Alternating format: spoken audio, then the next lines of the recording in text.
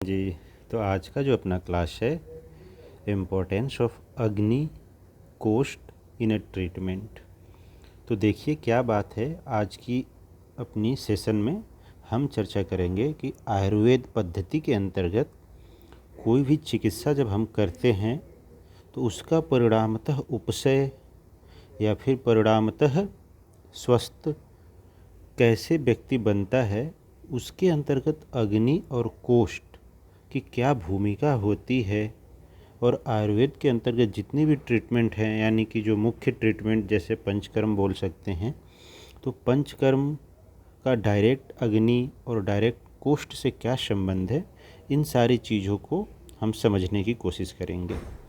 तो चलिए हम स्टार्ट करते हैं अपना आज का टॉपिक, इम्पोर्टेंस ऑफ अग्नि कोष्ठ इन अ ट्रीटमेंट।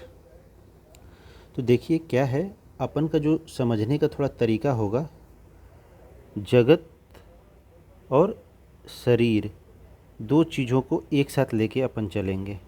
ठीक है, ये जगत हो गई, सृष्टि हो गई, और ये हम हो गए या कोई भी जीव हो गया, उसके अंतर्गत की बात करेंगे। यानी कि आपको कोटेशन दिख रहा होगा कि यत पिंडे तत् ब्रह्मांडे। ये जो कोटेशन दी गई है, यत पिंडे तत् ब्रह्मांडे, चरक ने बताया है। और ये जो चीज़ें हैं, ये भगवत गीता में भी इसी भाव से कुछ चीज़ें बताई गई हैं। यानी इसका ये जो शब्द है, इसका भावार्थ तत्वार्थ यही है कि यत पिंडे और तत् ब्रह्मांडे, यानी बोलने का मतलब है कि ब्रह्मांड में जो भी चीज़ें हैं वो सारी चीज़ें वैसे ही उसी मूल रूप का सूक्ष्म अंश के रूप में आपके पिंड यानी कि शरीर के अंतर्गत भी मौजूद है। यानी बोलने का मतलब ये है कि यदि जो चीज़ें प्रकृति में विद्यमान है, वही चीज़ें आपके शरीर की जो प्रकृति है उसके अंदर भी विद्यमान है। ठीक, अब हम चर्चा करेंगे अग्नि प्रकरण की। तो ये जो कोटेशन है, यत पिंडे तत् ब्रह्मांडे, इसको अग्नि प्रकरण से कैसे जोड़ सकते हैं। तो देखिए, जो जगत को चलाने वाली अग्नि है उसको वैश्वानर अग्नि बोलते हैं।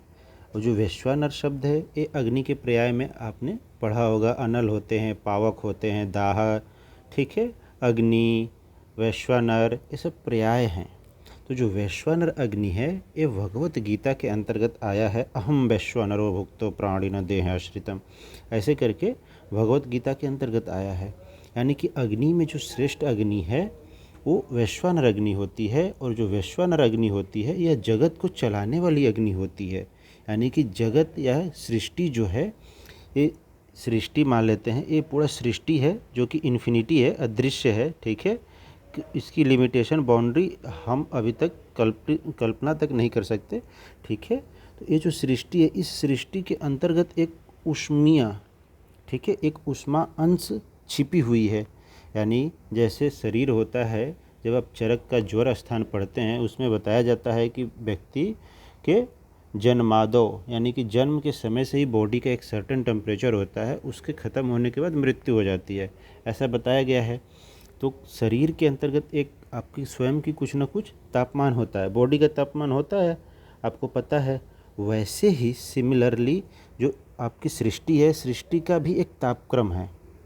ठीक, जैसे होता है ना, रूम टेम्परेचर बोलते हैं, रूम टेम्परेचर कितना होनी चाहिए, ठीक, उसको आप मेंटेन कर सकते हैं वातानुकूलन चीज़ों से, लेकिन फिर भी एक टेम्परेचर, प्रकृति की भी एक टेम्परेचर होती है। तो वो टेम्परेचर किसके वजह से बनी हुई है, प्रकृति के अंतर्गत जो टेम्परेचर है वो वैश्वानर अग्नि बना के रखी है।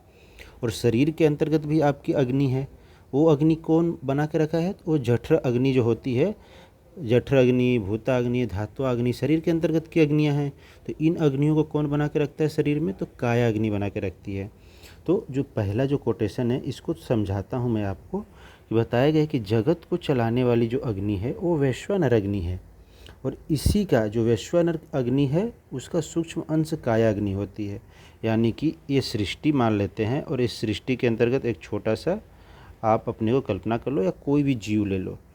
तो ये जो जगत है, इस जगत के लिए जो अग्नि रूपी कार्य करेगी, ठीक है, वो कौन कार्य करेगी, वैश्वानर अग्नि। ठीक है, वैश्वानर अग्नि जगत की अग्नि है। और इस शरीर के अंतर्गत, यानी ये जो पिंड दिख रहा है, इस पिंड के अंतर्गत जो अग्नि का अंश है वो कौन सी अग्नि कार्य करेगी, तो वो कायाग्नि कार्य करेगी। और कायाग्नि फर्दर 3 प्रकार की हो जाती हैं, ठीक है, जिसको आप जानते हैं कि धात्वाग्नि, जठराग्नि, भूताग्नि बोला जाता है। अब देखिए इसके बाद जो सेकेंड कोटेशन बताया गया है कि सृष्टि की कार्यात्मक संचालन हेतु, इसी लाइन को और जस्टिफाई करके यहाँ पे लिखा गया है कि सृष्टि का जो क्रियात्मक संचालन हेतु क्या होता है कि वैश्वानर अग्नि जो होती है वो उत्पत्ति, स्थिति, लय, इन सब के लिए वैश्वानर अग्नि जिम्मेदार होती है, ठीक। अपितु सृष्टि अंश मतलब कि ये जो जगत है, इस जगत में जो छोटा सा जीव पड़ा है उसकी बात कर रहे हैं, जीव या मानव ले लो। अपितु सृष्टि अंश यह मानव, ठीक है, को यह कार्य काया अग्नि अपने त्रिरूप में करती है। चूँकि सृष्टि के अंदर वैश्वानर है और ये जो आदमी है इस आदमी के अंदर काया अग्नि है, और काया अग्नि के 3 रूप होते हैं, जठर अग्नि, भूताग्नि और धात्वाग्नि के द्वारा निर्धारित होती है, ठीक। अब कहने का मतलब ये है सरल शब्दों में, यदि इस स्लाइड का अपना मतलब समझे तो इतना ही मतलब है कि जगत की अग्नि वैश्वानर अग्नि, और इस जगत के अंतर्गत एक छोटा सा जीव पाया जाता है, उस जीव के अंतर्गत जो अग्नि है वो आती है काया अग्नि, और वो काया अग्नि के 3 रूप होते हैं।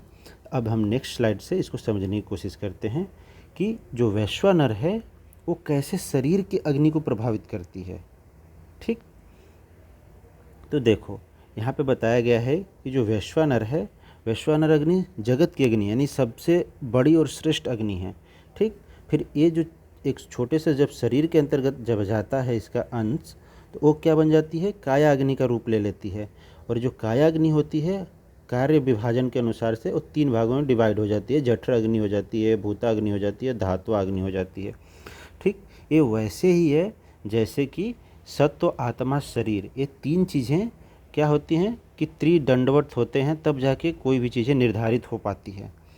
तो ये जो सत्व, आत्मा, शरीर, ये जो चरक सूत्र में बताया गया है तो उसी भाव से लिया गया है कि ये जो जठर अग्नि है, भूताग्नि है, धात्वाग्नि है, ये त्रिदंडवत होते हैं, जिससे कि एक शरीर के अंतर्गत काया अग्नि निर्धारित होती है। और जो काया अग्नि क्या है, ये वैश्वानर के साथ समवायता दर्शाने की कोशिश करती है। यानी बोलने का मतलब सरल भाषा में है कि यदि वैश्वानर प्रभावित होती है तो काया अग्नि प्रभावित होती है, और काया अग्नि एक बार बिगड़ेगी तो ये जो तीनों चीज़ें हैं, तीनों अग्नि, जठर अग्नि, भूताग्नि, इनमें डिस्टर्बेंस आता है, ठीक। अब देखिए यहाँ पे जो फ्लो चार्ट दिख रहा है आपको, तो यहाँ तक ये समझ में आ गया कि वैश्वानर अग्नि सबसे बड़ी अग्नि है, जगत की अग्नि है, काया अग्नि एक शरीरगत की अग्नि है, और उस शरीरगत अग्नियाँ जो हैं वो 3 भागों में 3 रूपों में कार्य करती हैं। लेकिन अब ये जो अग्नि है इसको कैसे हम समझ सकते हैं ट्रीटमेंट में, ठीक।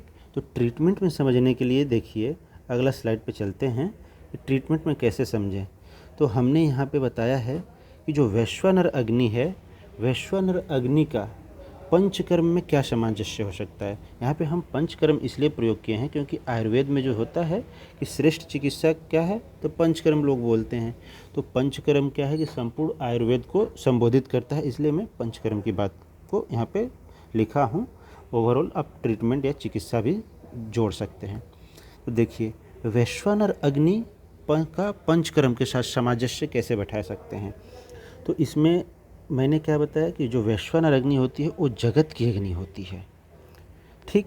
यानी कि ये जो सृष्टि है या पूरी जो दुनिया है या यूनिवर्स है उसके अंतर्गत जो एक तापक्रम है, यानी पूरी यूनिवर्स की भी एक कुछ ना कुछ तापक्रम है, ठीक। वो सारी जो तापक्रम है वो किससे निर्धारित हो रही हैं, वैश्वानर अग्नि से निर्धारित हो रही हैं, ठीक है।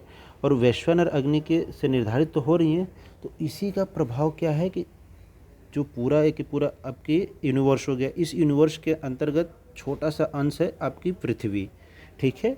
इस पृथ्वी के अंतर्गत क्या है कि भारत पे आ जाइए, तो भारत ही एक ऐसा भूखंड है पृथ्वी का जहाँ पे 6 ऋतुएं पाई जाती हैं। जैसे आप अमेरिका में चले जाओ तो ठंडी प्रदेश है, वहाँ पे 6 ऋतु का कल्पना भी नहीं कर सकते, और वैसे शारीरिक परिवर्तन को भी आप ऑब्जर्व नहीं कर सकते, ठीक है। तो इसलिए अपन क्या बोल सकते हैं इस चीज़ों को, ठीक। तो पृथ्वी है, अब उस पृथ्वी के अंतर्गत भी भारत भूखंड की बात करें तो 6 ऋतुएं हैं, अन्य जगह ऐसी ऋतुएं की कल्पना नहीं कर सकते हम। तो देखिए सीखने की बात क्या है कि जो वैश्वानर है उसका प्रभाव कैसे आपके इन्वायरमेंट पे या आपके आसपास की जो जगत है उस पर कैसे पड़ रहा है। तो यहाँ पे एक पहली जो कोटेशन बताया गया है कि वैश्वानर अग्नि अंशतः अप्रत्यक्ष, ठीक है, अंशतः यानी कि संपूर्ण वैश्वानर का भी अंश नहीं, बस उसका कुछ अंश, और अप्रत्यक्ष यानी डायरेक्टली यदि दिखेगा लेकिन उसका अप्रत्यक्ष हिस्सा ही कार्य करता है, जिसके परिणाम स्वरूप क्या होता है, ऋतु विभाग संभव है।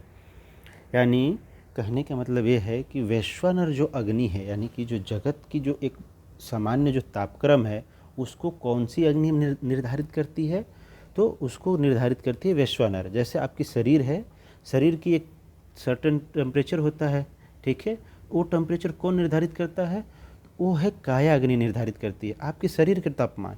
वैसे ही जगत का तापमान कौन निर्धारित करता है, तो वैश्वानर अग्नि निर्धारित करती है। अब देखिए कि जो वैश्वानर अग्नि है उसी का प्रभाव अंशतः यानी कि उस वैश्वानर का छोटा सा अंश, और जो भी डायरेक्टली नहीं इनडायरेक्टली यानी अप्रत्यक्ष रूप से जब परिणाम पड़ता है तब जाके आपके जो क्षेत्र है उसमें ऋतु विभाजन होता है। तो ऋतु विभाजन का संबंध वैश्वानर से है, ठीक है, अप्रत्यक्ष और अंशतः प्रभाव से ऋतु विभाग होता है। और आप आयुर्वेद फील्ड से जुड़े हैं तो आपको पता होगा कि ऋतु जो होती है उसका प्रत्यक्ष आपके शरीर पे प्रभाव पड़ता है। कैसे, तो जो दोषों का अनुबंध है, ठीक है, किसी एक ऋतु में क्या होता है, किसी एक दोष का क्षय होता है, प्रकोप होता है, प्रसर होता है। तो वाग्भट ने बताया है कि क्षय प्रकोप प्रशम वायो ग्रीष्म दृशु त्रिषु वर्षादितु पितस्य श्लेषमणस्रादिषु। ये कोटेशन से आप परिचित तो होंगे ही, अष्टांग हृदय सूत्र का है 12वें अध्याय का। तो इसका मतलब क्या है कि एक जो ऋतु है, तो ऋतु में क्या होता है कि ग्रीष्म ऋतु में क्या है, वात का संचय होता है, ठीक, वर्षा ऋतु में क्या होता है, पित्त का संचय होता है, और शिशिर ऋतु में क्या होता है, कफ का संचय होता है। यानी कि ऋतु विभाजन कौन करवाया, वैश्वानर अग्नि करवाई, ठीक है, ऋतु का विभाजन आपका वैश्वानर अग्नि ने करवाया। और उस ऋतु के विभाजन से आपके शरीर के अंतर्गत क्या हो रहा है कि उस ऋतु का प्रभाव पड़ रहा है और आपके शरीर में कोई एक दोष का उत्क्लेश हो रहा है, किसी दोष का संचय हो रहा है, किसी दोष का प्रकोप हो रहा है। तो कहने का मतलब ये है कि वैश्वानर जो अग्नि है इसको आप मिथ्या नहीं बोल सकते, उसका अंशतः प्रभाव से ऋतु विभाजन होता है, और ऋतु विभाजन का आपका प्रत्यक्ष आप अपने अंदर अनुमानित कर सकते हैं यानी कल्पना कर सकते हैं, ठीक है, कि हाँ ऋतु विभाजन के परिणामतः शरीर में दोषों का क्षय प्रकोप प्रसर होता है। और इसका रेफरेंस जो बताया गया है अष्टांग हृदयकार ने, और सभी आचार्यों ने बता रखा है, मैंने यहाँ पे अष्टांग हृदयकार का कोटेशन लिख रखा है कि किस ऋतु में किस दोष का संचय होता है, किस दोष का प्रकोप होता है और किसका प्रसर होता है। ये रही बात। अब इसको ट्रीटमेंट से जोड़ के देखते हैं अपन। तो ट्रीटमेंट से जोड़ के देखने का मतलब क्या होता है कि जो पंचकर्म होती है, पंचकर्म में बताया जाता है कि बमन कराने के लिए वसंत ऋतु श्रेष्ठ होती है, ठीक है, पित्त के लिए विरेचन कराने के लिए देखा जाए तो वर्षा में, फिर इसके बाद अदर देखते हैं तो किसी न किसी एक ऋतु में क्या होता है कि एक एक कर्म श्रेष्ठ हो जाते हैं। तो ये चीज़ें कैसे निर्धारित हो रही हैं, किस ऋतु में कौन सी चीज़ें श्रेष्ठ रहेंगी, इसका निर्धारण ऋतु विभाजन से भी जुड़ा हुआ है। और ऋतु विभाजन किसके वजह से जुड़ा हुआ है, वैश्वानर से जुड़ा हुआ है, ठीक। तो देखिए क्या है कि यहाँ पे बताया गया है कि जगत संचालन रूप, ठीक है, अग्नि का अंश इहलोकगत क्या होता है, षड ऋतु विभाग करवाता है, ठीक है। जो वैश्वानर हो गई जगत संचालन रूप जो अग्नि है, यह इहलोक मतलब यहाँ के, और परलोक यानी कि सृष्टि से परे की जो बातें होती है उसको परलोक बोलते हैं। तो उसमें ऋतु विभाग करवाती है। और परलोकगत जो अग्नि है, ठीक है, परलोकगत जो क्षेत्र में अग्नि का प्रभाव पड़ता है तो वहाँ पे जीवन संभव या असंभव जैसी चीज़ें कल्पना की जाती है। तो इसको समझने की कोशिश करते हैं। अभी जो सेकेंड लाइन बताया गया है इसको मैं आपको समझाता हूँ। ये वो चीज़ को समझाने की कोशिश कर रहा है कि जो वैश्वानर अग्नि है उसका इहलोक यानी कि आपके मृत्यु लोक या पृथ्वी की बात कर लो तो इहलोक पे प्रभाव पड़ता है, तो ऋतु का विभाजन होता है। और जब ये जो वैश्वानर अग्नि है इसका जब परलोक यानी कि पृथ्वी के अलावा अन्य जो ग्रह हैं, उल्का पिंड हैं, उन पे जब वैश्वानर की प्रभाव पड़ता है तो वहाँ से क्या होता है, जीव संभव होगा उस ग्रह पे नहीं होगा, यह भी वैश्वानर अग्नि ही निर्धारित करती है। चंद्रमा पे जीव नहीं है, क्योंकि वहाँ का तापक्रम अलग है।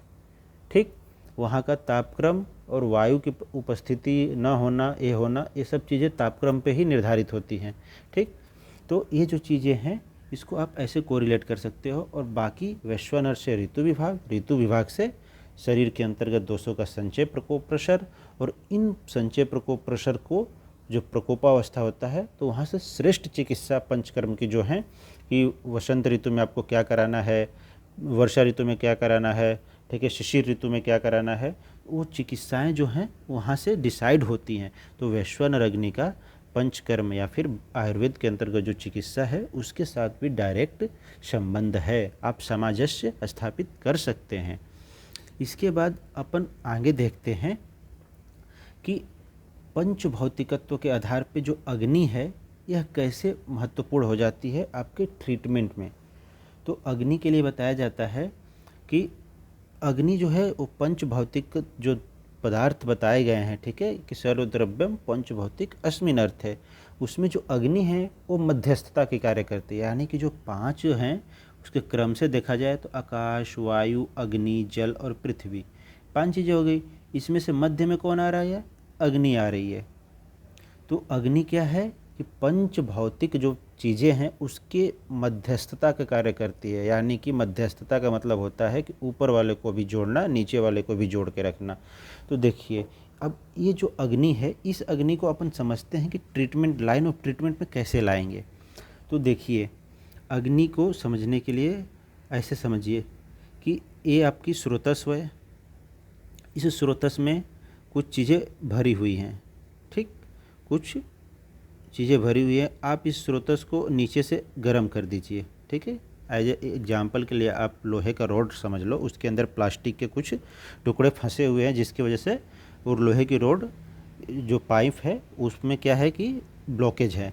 आपने उसको गर्म किया, आप गर्म करोगे यानी कि अग्नि का संयोग करोगे, तो इसके परिणाम तक क्या होगा? कल्पना करो कि लोहे की पाइप है, उसके अंदर प्लास्टिक फंसे हुए हैं, अब उसको गर्म करोगे तो क्या होगा कि जो प्लास्टिक की फंसी हुई है वो क्या होगी? गर्म होकर पिघलेगी, पिघल के किस में परिणित होगी?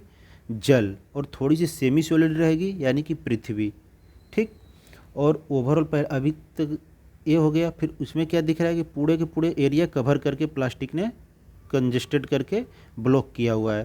तो जब इस पे आपने अग्नि का प्रभाव दिखेगा तो ऊपर के स्थान क्या हो जाएंगे? खाली हो जाएंगे, ठीक है। तो कुछ स्थिति ऐसे हो जाएगी, पिघल के जो लिक्विड द्रव्य है इधर बैठ जाएगा, और इधर क्या हो गया? वायु और आकाश बन गया। यानी कि ऊपर के जो दो महाभूत हैं यहाँ पे हो गए, नीचे के जो दो महाभूत हैं वो यहाँ पे हो गए, और इस स्रोतस क्या हुआ? एक प्रकार से खाली होने के लिए रेडी हो गया।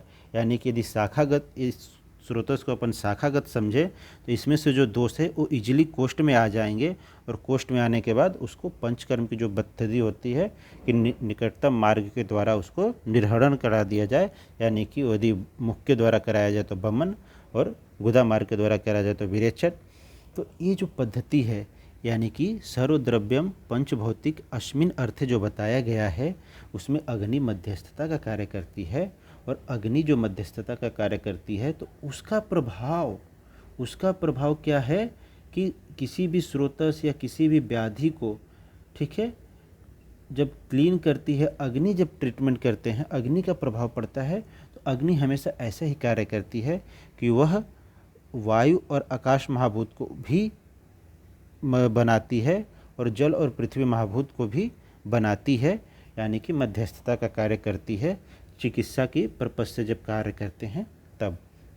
इससे क्या समझने को, यहाँ पे सीखने को क्या मिलेगा आपको कि सर्वद्रव्यम पंचभौतिक अस्मिन अर्थे जो है, इसका यही भावार्थ है कि पांचों पदार्थ में अग्नि है वो मध्यस्थता के कार्य करती है। और स्रोतस का जो मैंने आपको एग्जाम्पल दिया कि ऐसे फंसे हुए चीज़ें हैं प्लास्टिक्स रॉड वाली ट्यूब में, तो इसको आपने गर्म किया तो चीज़ें क्या हो जाती है कि लिक्विड बन के ऐसे तलहटी में बैठ जाती है। बाकी चीज़ें ऊपर के दो महाभूत ऊपर क्रिएट हो जाते हैं, आकाश और वायु, और नीचे के जो दो महाभूत हैं वो नीचे ऐसे बैठ जाते हैं। और स्रोतस को क्लीन करने में, यानी कि स्रोतस इजीली क्लीन हो जाएगा। तो इसमें भी आप चिकित्सा के अंतर्गत अग्नि का महत्व समझ सकते हैं, आप पंचकर्म के अंतर्गत अग्नि का महत्व समझ सकते हैं, ठीक। अब अपन चर्चा करते हैं इसके बाद कि अग्नि और कोष्ठ, ठीक है। यानी कि कोष्ठ बोलने का मतलब क्या है कि वह स्थान जहाँ से आप अग्नि को प्रोवाइड कराओगे।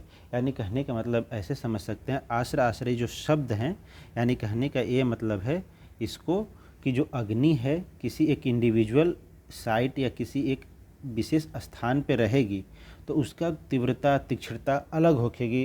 जैसे एग्जाम्पल के तौर पे समझ लीजिए कि मिट्टी का चूल्हा बनता है, ठीक। मिट्टी का जो चूल्हा है, यदि वो चूल्हा ताज़ा ताज़ा बना है मिट्टी का चूल्हा तो गीला होखेगा। यदि आप उसमें अग्नि से खाना पकाने की कोशिश करोगे तो उसका क्या प्रभाव होखेगा।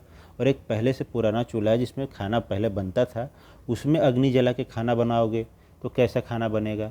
यानी जो गीला चूल्हा, मान लो ये पहला चूल्हा हो गया, ठीक है, यहाँ से आपने बर्निंग के लिए फ्यूल डाले, जो भी है लकड़ी उकड़ी लगाए, तो ये जो चूल्हा है अभी अभी ताज़ा ताज़ा बना है, कल ही बना है, अभी गीली है इसकी दीवारें सब, और आप इस पे खाना बना रहे हो। और एक चूल्हा ये है जिसके अंदर क्या क्या है कि ये बहुत पहले से यूज हो रहा है, ठीक है, पुराना चूल्हा है, इसमें आपने ऐसे ऐसे लकड़ी लगाई और इस पे खाना बना रहे हो। तो खाना जो पकने की, जो खाना को पकने का जो तरीका होगा वो डिपेंड करेगा कि कच्चा वाला जो चूल्हा है उसमें कैसा बनेगा, पका हुआ जो चूल्हा है उसमें कैसे बनेगा, ठीक है। तो वही चीज़ें हैं आश्रय आश्रय पे। यानी कि जैसा चूल्हा रहेगा, ठीक है, कच्चा चूल्हा है उसके अंतर्गत आप लकड़ी लगा के और अग्नि पैदा करोगे तो वो उस अग्नि का अंश कहाँ चला जाएगा, उस आश्रय, यानी कि जो चूल्हे, जो कच्चा चूल्हा है, कच्चा मिट्टी का जो चूल्हा बना हुआ है उसको पकाने में उसका अंशतः हिस्सा चला जाएगा, ठीक है, अधिकांश हिस्सा उसको पकाने में चला जाएगा, भोजन के ऊपर तो जाएगा ही नहीं, ठीक है। जो लेकिन पुराना जो चूल्हा है पहले से जिसमें खाना बनता था तो उसका तो हर चीज़ पका हुआ है, ठीक है। यानी कि वो जो चीज़ें हैं, अब जो आप लकड़ी लगाओगे तो उस लकड़ी का जो तापक्रम होगा वो उसकी दीवारों को पकाने में नहीं जाएगा, डायरेक्ट खाना पे पड़ेगा। इसलिए अग्नि और कोष्ठ एक आश्रय आश्रयिक भाव के अंतर्गत ही शरीर में रहते हैं। यानी कि आप देखिए, किताबी भाषाओं को थोड़ा देख लेते हैं, यहाँ पे कुछ चीज़ें लिखी गई हैं कि कोष्ठ और अग्नि का संबंध भी आश्रय आश्रयी भाव से ही जगत और सृष्टि, जगत या सृष्टि बोलो, और शरीर में भी वैसे ही विद्यमान है। कहने का मतलब देखो, अपन यत पिंड तत्व ब्रह्मांडे के कॉन्सेप्ट से चल रहे हैं तो इसको समझने की कोशिश करते हैं। देखिए कैसे कल्पना कर सकते हैं आप कि ये भूखंड है। अब कुछ भूखंड में क्या होता है कि आपको भी पता है, कहीं राजस्थान जैसे बालुई रेगिस्तानी प्रदेश है, कहीं पे क्या है कि कच्छ जैसे आनूप प्रदेश हैं, कहीं पे क्या होता है कि समतल भूमि है जहाँ की सब कुछ उपजता है, ठीक है, कुछ है कि समुद्री तट वाला हिस्सा है। तो ये सारी चीज़ें डिवाइड हैं। यानी कि जो वैश्वानर अग्नि है उसका प्रभाव की वजह से क्या होता है कि कुछ क्षेत्र जो होते हैं जंगल बन जाते हैं, कुछ आनूप बन जाते हैं, ठीक। यानी कहने का मतलब है कि जो क्षेत्र जंगल है, यानी कि वहाँ की जो कोष्ठ है, कोष्ठ बोलने का मतलब क्या है कि भूमि, वहाँ की जो भूमि है वो कैसी है, ऊसर टाइप की है, वहाँ की रुक्षता ज़्यादा है। जब कोष्ठ वैसा है तो वहाँ पे अग्नि कैसी होखेगी, थोड़ा से तेज होखेगी, तीव्र होखेगी, तीक्ष्ण होखेगी, यानी कि ऊष्मीय ताप वहाँ अधिक होखेगा। यदि कोष्ठ मृदु टाइप का है, मृदु यानी कि मान लीजिए जलयांश वाला, ठीक, आनूप वाला प्रदेश है तो कोष्ठ वहाँ के कैसे, कोष्ठ कैसा हो गया, थोड़ा से मृदु टाइप का हो गया, तो वहाँ पे अग्नि की प्रभाव कैसा रहेगा, तो अग्नि जो रहेगी वहाँ पे अलग रहेगी।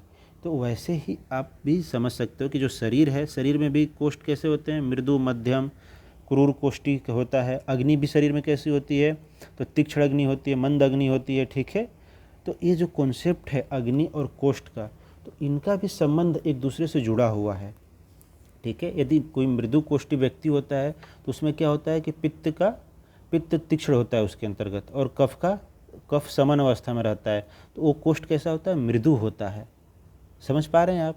तो मृदु होता है, मृदु होने के लिए क्या है कि वहाँ पे एक प्रकार से आनूप जैसा क्षेत्र समझ लो कि वो जो कोष्ठ है वो कैसा होना चाहिए, मृदु कोई कोष्ठी व्यक्ति है तो उसके अंतर्गत अग्नि कैसी रहती है, तो पित्त तो बढ़ा रहेगा, वात और कफ कम रहेंगे। तो ऐसे समझ सकते हो कि जो अग्नि है और जो कोष्ठ है उसको जब शरीरगत डिवाइड किया गया तो उसको कैसे डिवाइड किया गया, मृदु, मध्य, क्रूर कोष्ठ के लिए हो जाते हैं, और अग्नि की बात करें तो अग्नि के लिए तीक्ष्ण, मध्य और मंद टाइप की अग्नि हो जाती है।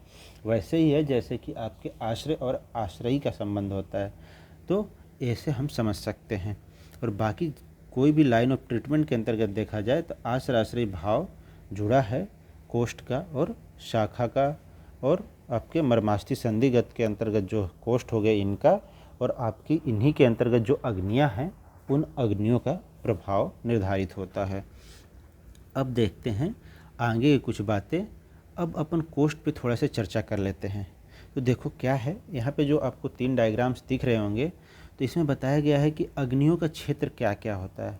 अब अपन जो अग्नि है, अब उस अग्नि का वैश्वानर का कॉन्सेप्ट यहाँ तक कुछ समय के लिए स्थगित करते हैं। अब आते हैं शरीरगत पे।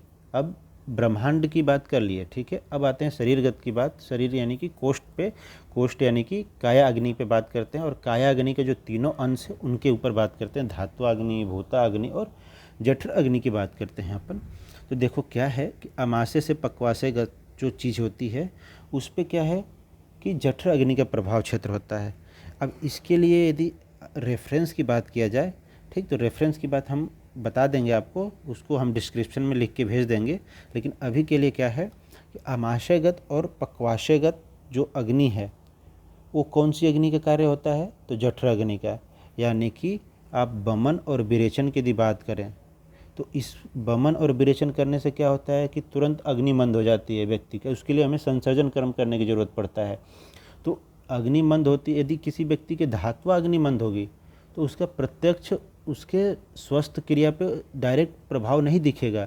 यदि किसी की भूताग्नि मंद होती है तो उसका भी प्रत्यक्ष परिणाम आपके स्वास्थ्य पे डायरेक्ट नहीं दिखेगा। लेकिन यदि किसी की जठर अग्नि मंद होती है तो उसका प्रत्यक्ष आपके शरीर के ऊपर प्रभाव दिखेगा। तो जब बमन और विरेचन होता है तो उसमें क्या मिलते हैं आपको, उसमें जठर अग्नि का प्रभाव क्षेत्र होता है। यानी जब जठर अग्नि अमाशयगत जो दोष होते हैं उसको जब ऊर्ध्व मार्ग से निकालती है तो उसमें क्या होता है, बमन होता है। और उस समय जो अग्नि पे कार्य होता है, यानी कि जो भी आप मेडिकेटेड चीज़ें देते हो वो जो मेडिकेटेड चीज़ें होती हैं वो कैसे कार्य करती हैं, तो मैंने आपको बता रखा था अग्नि का कॉन्सेप्ट, ठीक है। अग्नि है, लोहे की पाइप है, उस पाइप के अंदर प्लास्टिक फंसे हैं, तो अग्नि से गर्म करोगे तो अग्नि काम करेगी, तो इस चीज़ों को पिघला देगी, पिघला के ऐसे कर देगी और बाकी चीज़ें आकाश और वायु बन जाएंगे और जल और पृथ्वी वाली जो लिक्विड चीज़ें इधर नीचे बैठ जाएंगी। तो ऐसे करके स्रोतस्खलिन्न होते हैं। तो यदि मैं वमन और विरेचन की बात करूं चिकित्सा के अंतर्गत, यदि वमन और विरेचन का यदि प्रभाव पड़ रहा है, तो वमन विरेचन का यदि प्रभाव पड़ रहा है तो यहाँ पे जो आप हीट करोगे, यहाँ पे जो हीटिंग के लिए अग्नि होती है वो जठर अग्नि होती है। यानी सरल शब्दों में आपको समझाऊं तो वमन विरेचन के अंतर्गत यदि हम चिकित्सा करते हैं अग्नि की, तो कौन सी अग्नि की चिकित्सा कर रहे होते हैं आप, तो आप जठर अग्नि की चिकित्सा कर रहे होते हैं, ठीक।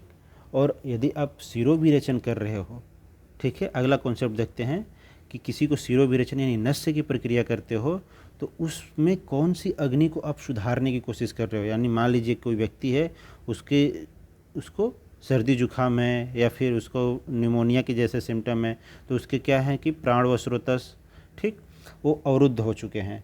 वो अवरुद्ध हो चुके हैं तो वही एग्जाम्पल से समझना है आपको कि लोहे की पाइप है, उसके अंदर प्लास्टिक फंसे हुए हैं। अब उसको आप हीट करेंगे तो क्या होगा, परिणामतः क्या दिखेगा कि ऊपर आकाश और वायु महाभूत बनेंगे, ठीक, और नीचे जो होती है लिक्विड रूप में और सेमी सॉलिड रूप में, यानी कि पृथ्वी और जल महाभूत का अंश बनेगा। तो यहाँ पे जो अग्नि है उस कौन सी अग्नि कार्य करेगी, तो आपकी धात्वा अग्नि कार्य करती है। यदि आप शिरोविरेचन करते हैं, सरल शब्दों में समझो, तो यदि शिरोविरेचन करोगे किसी भी व्यक्ति का तो कौन सी अग्नि तीक्ष्ण होगी या कौन सी अग्नि बढ़ेगी और कौन सी अग्नि पे प्रभाव पड़ेगा, तो वो होती है आपकी धात्वा अग्नि, ठीक। जैसे देखो एग्जाम्पल के तौर पर समझाता हूँ कि बमन कराया तो आदमी तुरंत कमज़ोर दिखने लगता है, ठीक है, तुरंत कमज़ोर दिखता है तो उसको संसर्जन कर्म की ज़रूरत पड़ती है। यानी कि जठर अग्नि तीनों अग्नियों में श्रेष्ठ होती है, तो जठर अग्नि जो है उसका वो बिगड़ी होगी, बमन विरेचन के अंतर्गत वही बिगड़ी होगी, तभी जाके आदमी के स्वास्थ्य पर प्रत्यक्ष रूप से दिख रहा है कि वो थोड़ा सा कमज़ोर है, उसको कमज़ोरी सी महसूस हो रही है।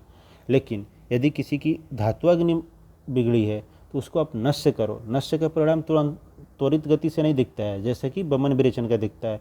यदि आप उसे नस्य कराते हैं तो उसका परिणाम त्वरित तो नहीं दिखेगा, लेकिन ये भी जो धात्वाग्नि है इसका भी प्रभाव सेम वैसे ही है जैसे एक एग्जाम्पल है लोहे की पाइप का और कैसे आकाश स्रोतस को क्लीन कर रही है, वैसे ही इसका भी परिणाम होता है। ठीक, अब देखिए आगे देखते हैं। तो जो शिरोविरेचन होता है, जो धात्वा अग्नि होती है, तो धात्वा अग्नि का क्या कर्म होता है? एक रस से रक्त का बनाना, रस मांस मेद से बनाना, अस्थि से मज्जा से बनाना, शुक्र को बनाना। ठीक है, तो एक क्रम से धातुएं एक दूसरे को उत्तरोत्तर धातु बनाते जाती हैं। तो ये प्रभाव में भी अग्नि तो काम आएगी ही। तो कौन सी अग्नि काम आती है? तो धात्वा अग्नि काम आती है। और चिकित्सा के अंतर्गत बात करें तो जब हम शिरोविरेचन करते हैं तो शिरोविरेचन में कौन सी अग्नि का वर्धन होता है? तो वो धात्वा अग्नि का वर्धन होता है। अब वैसे ही आते हैं भूताग्नि यानी महाभूताग्नि के ऊपर बात करते हैं। तो जो अपना क्या है कि बस्ती जो कर्म करते हैं, ठीक है, तो अपन देखिए एक कॉन्सेप्ट सीखने को आता है कि जो बस्ती जब अपन देते हैं तो बस्ती जो द्रव्य है, तो बस्ती में क्या होती है? अग्नि मंद नहीं होती है। जैसे बमन विरेचन कराया जाता है तो पेशेंट को संसर्जन कर्म की ज़रूरत पड़ती है, क्योंकि उसमें अग्नि मंद हो जाती है या अग्नि कम हो जाती है, जिसकी वजह से व्यक्ति थोड़ा वीकनेस महसूस करता है, तो उसके लिए हमें संसर्जन की ज़रूरत पड़ती है। लेकिन बस्ती कर्म में क्या होता है कि बस्ती में मेडिकेटेड चीज़ें थी, आपने थ्रू एनस या फिर वेजाइना या फिर पेनिस, जिनके भी थ्रू आपने मेडिकेटेड जो औषध है उसको पहुंचा दिया उसके अंतर्गत। तो उससे क्या होती है? अग्नि डायरेक्ट मंद नहीं होती, यानी बस्ती कर्म के दौरान अग्नि डायरेक्ट मंद नहीं होती है। लेकिन फिर भी क्या बोला जाता है कि बस्ती करते हैं तो वो अग्नि का प्रदीपन करती है। ऐसा क्वेश्चन बनता है, तो कैसे करती होगी? क्योंकि इसका प्रभाव तो डायरेक्ट अग्नि से है नहीं। तो इसका उत्तर आप ऐसे पा सकते हो कि आपने बस्ती करोगे तो बस्ती का प्रभाव किस अग्नि पे जाता है? तो जैसे ये वाला एग्जाम्पल कभी मत भूलिएगा आप, ठीक है, कि लोहे की ट्यूब है, उस ट्यूब के अंदर प्लास्टिक फंसे हुए हैं, तो इसको अग्नि से गर्म करोगे तो ये अग्नि में ऊपर क्या करेगी? आकाश और वायु बनाएगी, और नीचे क्या करेगी? चीज़ों को सॉलिड जो है उसको जल और सेमी सॉलिड में कन्वर्ट कर देगी। तो यहाँ पे जो बस्ती कर्म करते हैं, तो बस्ती कर्म करते हैं तो बस्ती के अंतर्गत क्या होता है कि महाभूता अग्नि, ठीक है, यानी जो पंच महाभूतों की अग्नियाँ हैं उस पे कार्य करता है बस्ती। यानी कि भूता अग्नि के ऊपर जो कार्य करने वाली जो चीज़ें हैं ट्रीटमेंट में, वो बस्ती होती है जो भूता अग्नि पे कार्य करती है। और ये जो बस्ती है उसका प्रभाव से भूता अग्नि पे बढ़ता है। अब रही बात कि जो भूता अग्नि है वो क्या करती है? जठर अग्नि को प्रदीप्त करती है। यानी कि सरल शब्दों में देखो तो कायाग्नि हो गई, ठीक है, आपकी जो कायाग्नि है उसके 3 अंश होते हैं, ठीक है, कायाग्नि है उसके 3 अंश है। कौन कौन से? जठर अग्नि जो कि इसकी प्रधानतम रूप है, फिर है भूताग्नि, फिर है धात्वाग्नि, ठीक है। तो अब देखिए क्या सीखने को मिला यहाँ पे कि इन तीनों के अंतर्गत कौन प्रधान है? जठर अग्नि प्रधान है। तो जब अपन बस्ती देते हैं तो बस्ती के अंतर्गत क्या मिलता है कि महाभूता अग्नि पर इसका लाभ मिलता है। महाभूता अग्नि सुधरेगी, ठीक है, उत्तरोत्तर जठर अग्नि आपकी सुधर जाएगी। तो बस्ती देने से अग्नि पे प्रभाव पड़ता है। अब देखते हैं इसी चीज़ को अलग चीज़ों से समझते हैं एक टेबल के रूप में। तो देखिए क्या है कि जो जठर अग्नि होती है इसकी स्वस्थान क्या होता है? तो स्वस्थान कोष्ठ होता है। भूताग्नि का जो स्वस्थान होता है मर्मास्थि संधिगत होता है, और धात्वाग्नि जो होती है वो शाखागत रहती है, ठीक है। शाखा कहने का मतलब है कि रस रक्त मांस मेदों की बात हो रही है, ठीक है। आप अपांग अंग का अंतर्गत शाखा मत समझिएगा। फिर इसके बाद देखो तो जो चीज़ें जठर अग्नि है तो वो कोष्ठ पे कार्य करती है, नहीं उसका स्वस्थान कोष्ठ होता है। और जो चीज़ें कोष्ठ होती है, कोष्ठ का कार्यमुक्ता क्या होती है? उत्पादन करने का, ठीक है। कोष्ठ समझ रहे हैं ना? कोष्ठ बोलने का मतलब क्या है? आशय, जैसे अमाशय हो गया तो अमाशय भी कोष्ठ है, पक्वाशय भी एक कोष्ठ है, और शरीर के अंतर्गत एक सूक्ष्म जो कोशिका है वो भी क्या है? कोष्ठ है। तो जो चीज़ें कोष्ठ होती है वो क्या होती है? सोर्स ऑफ एनर्जी रहती हैं, यानी कि वो उत्पादक का कार्य करती हैं।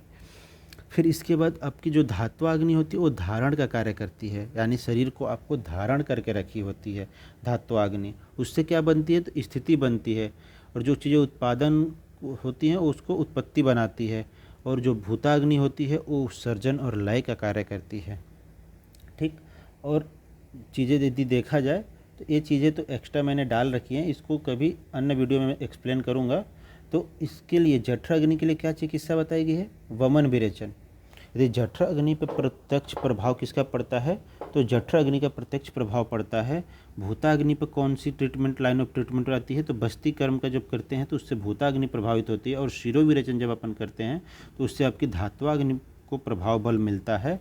यानी कि कहने का मतलब ये है कि आपकी अग्नि को यदि निर्धारित करना है, नियत बनाना है, तो जो पंचकर्म की जो तीनों पंचकर्म के अंतर्गत जो पांचों प्रक्रियाएं होती हैं, उनमें से कौन सी क्रिया कौन सी अग्नि को बल देती है या कौन सी अग्नि के प्रभाव में कार्य करती है, उसके संदर्भ में ये रहा कि बमन विरेचन से जठर अग्नि को बल मिलता है, बस्ती कर्म से भूताग्नि को बल मिलता है, और शिरोविरेचन से धात्वाग्नि को बल मिलता है।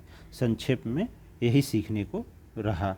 अब अपन आगे देखते हैं, कुछ चीज़ें बताई गई हैं अग्नि के महत्ता के बारे में। रोगः सर्वे अपि मंदा अग्नि, ठीक है। तो इसमें बताया गया कि जितने भी रोग होते हैं उनका कारण क्या होता है, मंद अग्नि होती है। फिर इसके बाद अग्नि की महत्ता में बताया गया, चरक ने बताया है कि शांते अग्नि म्रियते युक्ते चिरजीवत्ते। ये जो कोटेशन है इसका ये मतलब है कि अग्नि यदि किसी का चली जाती है तो वो व्यक्ति मर जाता है, और ये जो अग्नि होती है वो हृदयस्थ रहती है। यदि हृदयस्थ क्या है, काया अग्नि है आपकी, ठीक है। हृदय में कौन सी अग्नि निर्धारित है, तो काया अग्नि है। वो काया अग्नि यदि खत्म होती है तो आदमी की मृत्यु हो जाती है। यानी शरीरस्थ अग्नियाँ, बाकी जो शरीरस्थ अग्नियाँ हैं वो केवल अनुवर्तन को बिगाड़ती हैं। सरल शब्दों में देखो तो कहने का मतलब ये है कि मैंने आपको क्या सिखाया, मैं आपको बताया कि एक होती है कायाग्नि, ठीक है। शरीर के अंतर्गत कायाग्नि श्रेष्ठ है, और इसका स्थान क्या बताया गया है, हृदय बताया गया है। और एक कायाग्नि के 3 रूप होते हैं, भूताग्नि, धात्वाग्नि, जठराग्नि, ठीक है। यदि कायाग्नि डिस्टर्ब होती है तो सीधे मृत्यु होता है, और ये तीनों अग्नियाँ डिस्टर्ब होती हैं, भूताग्नि, जठराग्नि, तो इससे क्या होती है कि ये शारीरिक अनुवर्तन बिगड़ते हैं। अनुवर्तन बिगड़ने का मतलब कि आप रोगग्रस्त होते हो। किसी की जठराग्नि मंद होती है, ठीक है, तो अग्निमांद का आम की समस्याएं होती हैं, ठीक। तो ये कहने का मतलब ये है कि यदि काया अग्नि जो है वो डिस्टर्ब होती है, यानी शांते अग्नियों म्रियते, ये जो शब्द है इसके लिए बताया गया है, काया अग्नि के भाव से दिया गया है, ठीक। और बाकी अन्य अग्नि बिगड़ती हैं तो उनके बिगड़ने से क्या होता है कि अनुवर्तन बिगड़ता है केवल शरीर का, यानी आप रोगग्रस्त हो सकते हो। तो जिनका अनुवर्तन बिगड़ता है उन्हें सुधारा जा सकता है। तो इनका अनुवर्तन बिगड़ता है तो इनके लिए चिकित्सा बता दिया मैंने कि जो कायाग्नि का जो जठर अग्नि है उसका प्रभाव क्षेत्र बमन विरेचन से है, तो बमन विरेचन के द्वारा आप जठर अग्नि को नियंत्रित कर सकते हो। बस्ती के द्वारा आप महाभूताग्नि को नियंत्रित कर सकते हो, ठीक है। और शिरोविरेचन के द्वारा आप धात्वाग्नि को नियंत्रित कर सकते हो। तो इनका अनुवर्तन यदि बिगड़ता है तो अनुवर्तन को आप इनके थ्रू सुधार सकते हो। लेकिन काया अग्नि तो हृदयस्थ है, और ये काया अग्नि हृदय में निर्धारित होती है, और यहाँ से वो वैश्वानर के साथ संबंध जोड़ती है। वैश्वानर के साथ संबंध स्थापित करने के लिए काया अग्नि को क्या चाहिए, तो 12 प्राण, ठीक है। जो आप बाह्य जगत से 12 प्राण लेते हो, वह प्राण ही आपके काया अग्नि को वैश्वानर अग्नि से जोड़ के रखती है। यदि 12 प्राण, यदि आप गलत 12 प्राण को ग्रहण करोगे तो काया अग्नि और वैश्वानर के बीच में सामंजस्य कम पड़ेगा। वहाँ से क्या होता है कि यदि सामंजस्य कम बनेगा तो अग्नि का जो अंश है वो आपके जगत से जो अग्नि है वो आपके शरीर में कम पहुँचेगी, और उसके वजह से जो मूलतः काया अग्नि के जो 3 सूक्ष्म रूप में अग्नियाँ हैं, जठराग्नि, भूताग्नि, धात्वाग्नि, इन पे प्रभाव कम पड़ेगा, ठीक है। अंततः क्या, अनुवर्तन बिगड़ेगा। अनुवर्तन बिगड़ेगा इन अग्नियों का तो आप रोगग्रस्त होकोगे, तो आपको चिकित्सा की आवश्यकता पड़ेगी। तो उन चिकित्सा के लिए आपको उन अग्नियों का चिकित्सा पता होना चाहिए कि कौन सी अग्नि का क्या चिकित्सा होती है और क्या उत्तम चिकित्सा होती है। तो इस पर्पस से आपको समझाने की कोशिश कर रहा हूँ मैं। तो आगे देखते हैं कि विकार क्या होता है। ये जो शब्द है विकार, रोग, व्याधि, ये सब पर्यायवाची शब्द हैं। और पर्यायवाची शब्द के लिए मैंने बता रखा है आपको दर्शन वाले वीडियो में कि कोई भी पर्यायवाची होता है कभी भी सुपर इम्पोज नहीं होते, एक दूसरे को संपूर्णतः वो आच्छादित नहीं कर सकते, उनके कुछ न कुछ अंश में अलग होते हैं। यानी कि कोई भी चीज़ को एक्सप्लेन करने के जो 3 भाव बताए गए हैं, शब्दार्थ, तत्वार्थ, भावार्थ, तो पर्यायवाची जो शब्द होते हैं केवल शब्दार्थतः समानता दर्शाते हैं, भावार्थ और तत्वार्थ में वो हमेशा सदैव भिन्न होते हैं। तो तो विकार जो शब्द होता है वो धातु वैषम्यम होता है, रोग जो होता है दोष वैषम्यम होता है, और व्याधि जो होती है वो दोष समूर्छना जन्य होती है। तो इसकी ज्ञान करने के उपरांत ही हमें ट्रीटमेंट करना चाहिए कि कोई भी पेशेंट आया है, आयुर्वेद की चिकित्सा ले रहा है, तो वो विकार अवस्था में आया है, यानी विकार अवस्था में आने का मतलब कि धातु वैषम्यम की स्थिति में आया है। यदि वो धातु वैषम्यम की स्थिति में आया है तो आपको मैंने बताया है कि धातु की चिकित्सा, धातु अग्नि की चिकित्सा के लिए कौन सी अग्नि जिम्मेदार होती है, तो आपको पता होने चाहिए। फिर वो अग्नि के लिए श्रेष्ठ चिकित्सा पंचकर्म में क्या है वो आपको पता होनी चाहिए। यदि दोष वैषम्यम यानी रोगावस्था में आता है तो उस समय कौन सी अग्नि, यदि रोग दोष वैषम्यम के लिए कौन सी अग्नि जिम्मेदार है, ठीक है, उसमें कौन सी ट्रीटमेंट करना चाहिए। जब दोष दुस्समूर्छना हो चुकी है तो उस अवस्था में कौन सी अग्नि जिम्मेदार है। तो इस सारी चीज़ों का परिकल्पना करके रोगी और आतुर का परीक्षा करके ही ट्रीटमेंट करना चाहिए।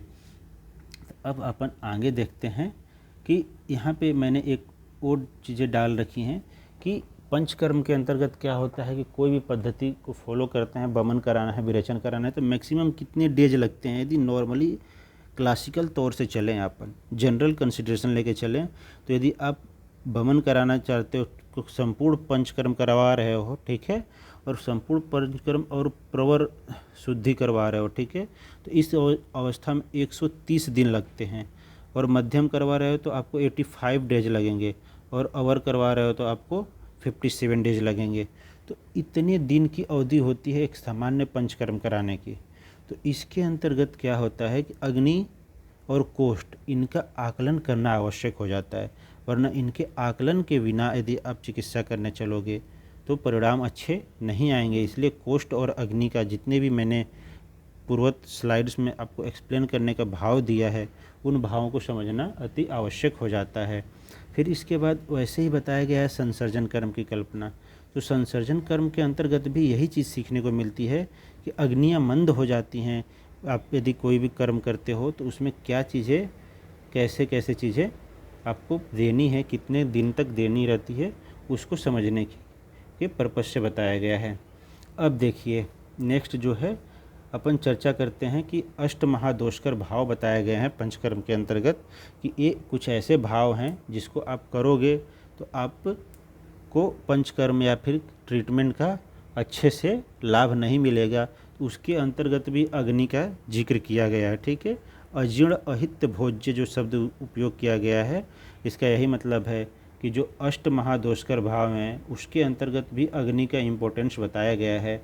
तो अंततः सरल शब्दों में आज की लेक्चर काफ़ी लंबा हो गया, इसको अपन शॉर्ट में आपको मैं इतना कहना चाहूँगा कि जो भी पद्धतियाँ हैं चिकित्सा की आयुर्वेद के अंतर्गत, उसका सरल भाव केवल यही है, अग्नि और कोष्ठ का परीक्षा के उपरांत ही कोई भी चिकित्सा पद्धति का रिजल्ट और परिणाम अच्छा आता है। यदि आप चिकित्सा कोष्ठ और अग्नि की चिकित्सा अच्छे से नहीं किए हैं, अभ्यरण शक्ति जरण शक्ति का ज्ञान नहीं किए हैं रोगी का, तो रिजल्ट अच्छा नहीं मिलेगा। तो आज की वीडियो के लिए इतना ही। मिलते हैं नेक्स्ट वीडियो में। इसी चिकित्सा पद्धति को और बेहतर तरीके से और अच्छे तरीके से समझाने की कोशिश करते हैं और वीडियो को आगे लेके चलेंगे। तब तक के लिए धन्यवाद। आप अपने सुझाव और प्रस्ताव हमें कमेंट बॉक्स में बताइए। वीडियो कैसी लगी इसके बारे में बताइए, और इससे रिलेटेड और अन्य वीडियो बनाएं ना बनाएं इससे में भी अपने टिप्पणियाँ रखें, ताकि इससे प्रोत्साहन स्वरूप हम कुछ कार्य कर सकें और चिकित्सा आयुर्वेद चिकित्सा को और सरल और सुगम तरीके से समझाने को और जगत को समझने को अपन प्रेरित हो सकें। तब तक के लिए धन्यवाद। मिलते हैं नेक्स्ट वीडियो में। धन्यवाद।